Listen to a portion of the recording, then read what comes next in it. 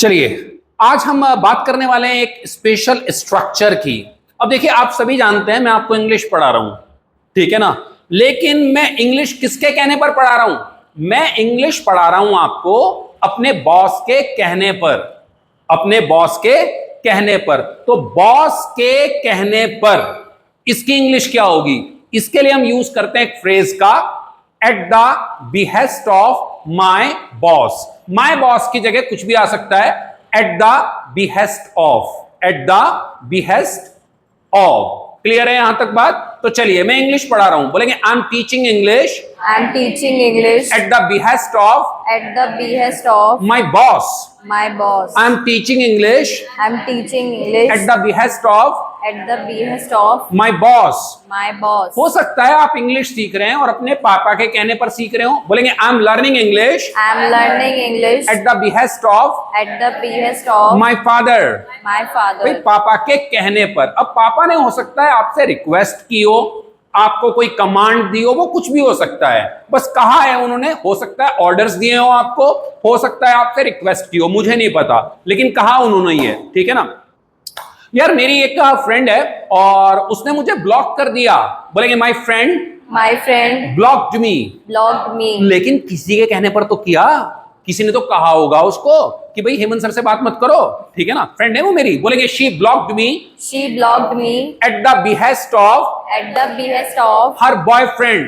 her boyfriend. अपने मतलब जो उसका बॉयफ्रेंड था उसके कहने पर उसने मुझे ब्लॉक कर दिया। बॉयफ्रेंड बहुत ज्यादा पजेसिव था, ठीक है ना। मैं नॉर्मली बात कर रहा था उससे, लेकिन वो बहुत ज्यादा पजेसिव था, तो उसके कहने पर उसने मुझे ब्लॉक कर दिया। एक बार और बोलेंगे she blocked me She blocked me eight the behest of at the behest of her boyfriend. her boyfriend. चलो यार मैं जा रहा हूं दिल्ली, और दिल्ली जा रहा हूं मैं अपने बॉस के कहने पर, बोलेंगे I am going to Delhi I am going to Delhi at the behest of at the behest of my boss. my boss. चलो यार मैं पार्टी अटेंड करूंगा अपनी वाइफ के कहने पर, बोलेंगे I will I will attend the party attend the party at the behest of at the behest of my wife. my wife. चलिए can you give me some examples? आप दे सकते हैं कुछ examples? Anyone? Be fast, we are running short of time.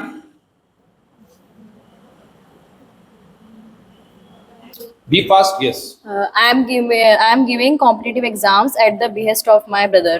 चलिए I am taking competitive examinations eight the behest of My brother. My brother. Okay, yes, I am giving UPSC exam at the behest of my mother. ठीक है। ये exam देने के लिए generally लोग जो है ना गिव लगाते हैं, लेकिन गिव नहीं होगा। देने की इंग्लिश गिव होती है, मैं मानता हूं, लेकिन जब हम एग्जाम्स की बात करते हैं तो देने की इंग्लिश हो जाती है टेक। यही सेम मिस्टेक करी थी वृंदा ने।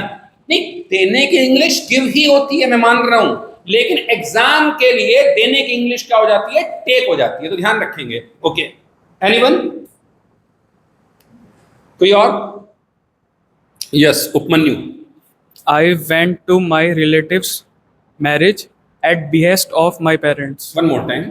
I went to my relative's wedding at behest of my parents. At the behest of. I went to my relative's wedding at the behest of my parents.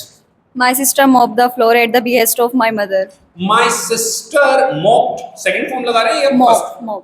Second form? First form. Mops करिए फिर। My sister mops the floor at the behest of my mother. ठीक है, my sister mops the floor at the behest of my mother। चलिए, thank you.